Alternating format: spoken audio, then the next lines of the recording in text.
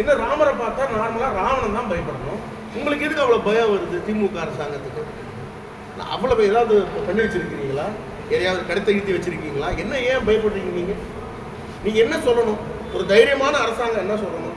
எங்க கொள்கை ஸ்ட்ராங்கா இருக்குங்க, நீங்க பண்றது பண்ணுங்கன்னு சொல்லணும். எதுக்கு நீங்க இப்படி தடுக்கிறீங்க? போலீஸை விட்டு அவங்களை விட்டு இவங்களை விட்டு அதுக்கு நீங்க ஒரு மிகப்பெரிய ஒரு tight slap by the Supreme Court தான் சொல்லணும். சுப்ரீம் கோர்ட்டும் ஹைகோர்ட்டும் ரெண்டுமே ஒரே நேரத்தில் ஒரு ஜட்ஜ்மெண்ட் கொடுத்துருக்கு. எங்கேயும் இது தடுக்க முடியாது, தடுக்க கூடாது.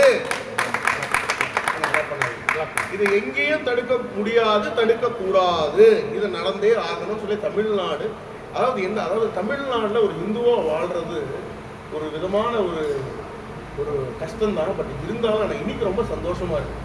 நம்மளும் ஏதோ ஒரு மிகப்பெரிய ஒரு வாரில் வந்து வெற்றி பெற்றோன்ற ஒரு ஒரு ஒரு ஃபீலை வந்து நமக்கு தமிழ்நாடு அரசாங்கம் கொடுக்குறாங்க. நீ நடத்திக்கன்னு சொல்லிவிட்டு இருந்தா கூட இந்த இது வந்திருக்காது போல.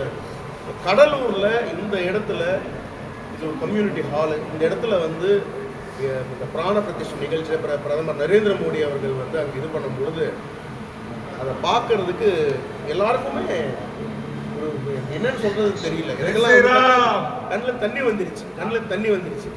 அதனால இனிமேல் தமிழ்நாடுமே ராமராஜ்யம் தான் வரப்போகுது. இது அரசியல் கிடையாது, இது இந்து தர்மத்துக்கான போராட்டம். அந்த போராட்டத்தில் நம்ம வெற்றி பெற்றது. தமிழ்நாடு இந்தியாவில் தான் இருக்கு. அதனால அந்த கடல்ல இதுவும் கலந்துடும். 2024 உறுதியாக பாரத பிரதமர் திரு நரேந்திர மோடி அவர்கள் அவருடைய ஆட்சி அமைக்கும் பொழுது நீ யாராலையும் தடுக்க முடியாது.